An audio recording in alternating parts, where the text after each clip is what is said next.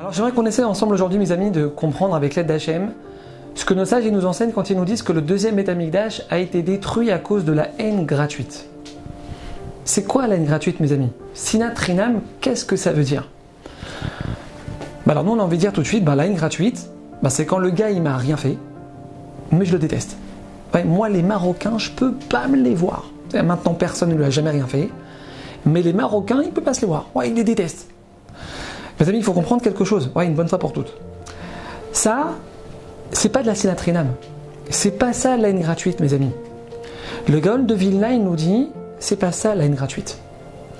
C'est pas ça qui a causé la destruction du Beth Amikdash. Aucun rapport. Quelqu'un qui déteste l'autre pour rien, c'est-à-dire qu'il lui a rien fait, il le déteste, en fait, il a juste un problème psychologique. Et donc, il doit aller voir un médecin pour se faire soigner. On peut ne pas avoir d'atome crochu avec quelqu'un, mais détester quelqu'un pour rien, mais c'est pas ça la Sinat Rinam. Nous dit le Gaon de Vilna, écoutez bien mes amis, la Sinat Rinam, c'est quand l'autre il m'a fait quelque chose. C'est quand l'autre il m'a offensé, il m'a humilié, il m'a volé, il m'a fait une crasse, il m'a trompé, et je le déteste. Et je le déteste. Ça, nous dit le Gaon de Vilna, c'est la Sinat Rinam. Ça, c'est de la haine gratuite. Et là, on ne comprend pas en fait. 2 secondes. Si l'autre il m'a fait quelque chose, ça s'appelle plus de la haine gratuite, puisqu'il m'a fait quelque chose. Explication, mes amis. Alors, ce que je vais vous dire maintenant, c'est une des choses les plus dures à intégrer de tout le judaïsme. Mais c'est le nerf de la guerre. C'est le nerf de la guerre. Ça veut dire, mes amis, que si on travaille sur ça, si tout le Ham Israël travaille sur cette notion cette semaine, on se retrouverait dans quelques jours pour reconstruire tous ensemble le Beth Amikdash. Fin de l'exil, fin de toutes nos galères. La Gemara nous dit, mes amis, écoutez bien, à l'époque du premier Beth Amikdash, c'était une génération qui était complètement pervertie, qui était à un niveau de faute inimaginable. La Gemara nous dit qu'il y avait quand même quelque chose de positif chez eux.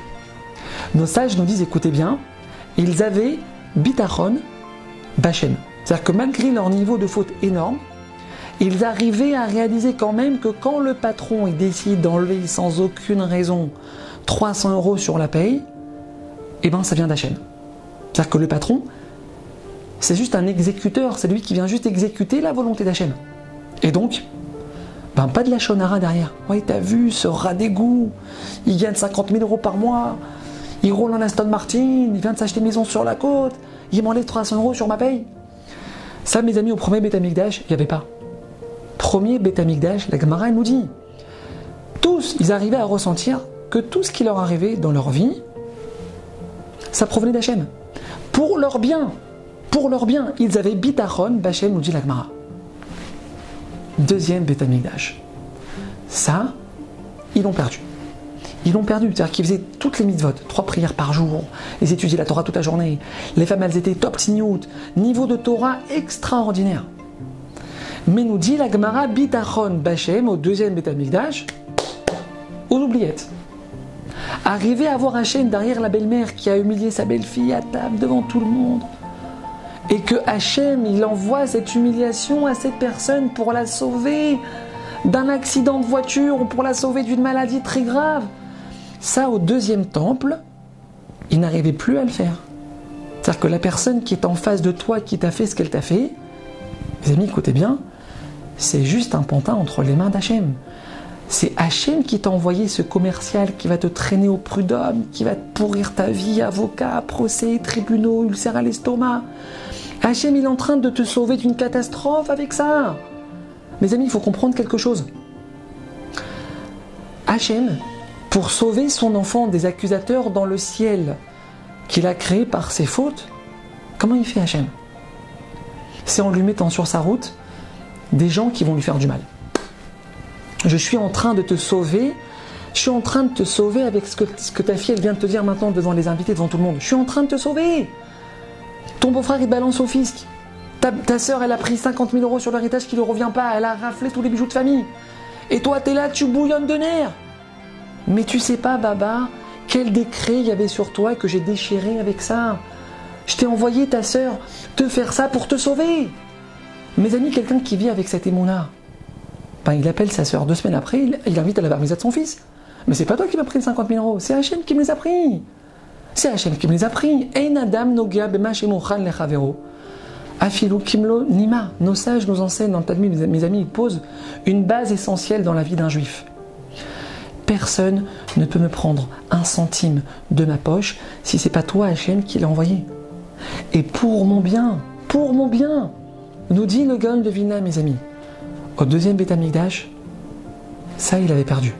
Ça, tu m'as fait une crasse, et je vais te montrer ce que je sais faire moi aussi. C'est ça la Tzinat Trinam, nous dit le Gaon de Vilna, c'est ça la haine gratuite. Pourquoi gratuit? Pourquoi gratuit? Mais parce que tout simplement tu te trompes d'adresse. Parce que c'est pas lui qui t'a fait ça. Hachem, il s'est servi de cette personne pour te faire du mal. Mais en fait, c'est pour ton bien. C'est pour te sauver d'autre chose de très compliqué derrière. La bonne femme au guichet, elle refuse de te faire passer ta valise avec 4 kilos supplémentaires. Madame, il faut payer. Faut payer, madame. Te prends pas la tête avec elle maintenant. Lève les yeux au ciel et dis merci. Hachem, t'es en train de me sauver d'une galère qui aurait dû m'arriver. J'aurais dû me casser la jambe dans une demi-heure à l'aéroport. T'as eu pitié de moi, Hachem. Tu m'as envoyé cette personne me prendre 50 €. Mes amis, quelle richesse de vivre avec cet émon-là. Ça change toute la vie. C'est toi, Hachem, qui veut que je les paye ces 4 kilos. Ça n'a rien à voir avec elle. Mes amis, c'est ça qui leur manquait au 2e Beth Amikdash. Et c'est pour ça qu'on l'a perdu. Et c'est pour ça, mes amis, que jusqu'à présent, on n'arrive pas à le reconstruire. Parce qu'on croit qu'il y a quelqu'un d'autre que Dieu qui intervient dans notre vie. Ta fiancée, elle t'a plaqué à 2 semaines du mariage. Tu sais pas comment te relever après ça, t'es là, t'es effondré. Ne lui souhaite que du bien. Prie pour elle. Qu'elle ait que du bonheur dans sa vie. Tu vas voir ce qui va se passer maintenant avec toi. Tu vas voir le bonheur que Hachem, il va te donner dans ta vie. Tu vas voir à quel niveau Hachem, il va te monter. Mes amis, c'est comme ça qu'on reconstruit le Beth Amikdash. La Ahavat Chinam. Chinam. C'est-à-dire que continuer d'aimer l'autre quand il n'y a aucune logique de continuer de l'aimer. Et ça, mes amis, on peut y arriver que en renforçant notre émouna. Tout ce monde Hachem, c'est une pièce de théâtre. Et chaque être humain que je rencontre dans ma vie, c'est juste une marionnette entre tes mains. Mes amis, si on a compris ça, on est en route pour la Géoula. On est en route pour le 3e Beth Amikdash. À bientôt.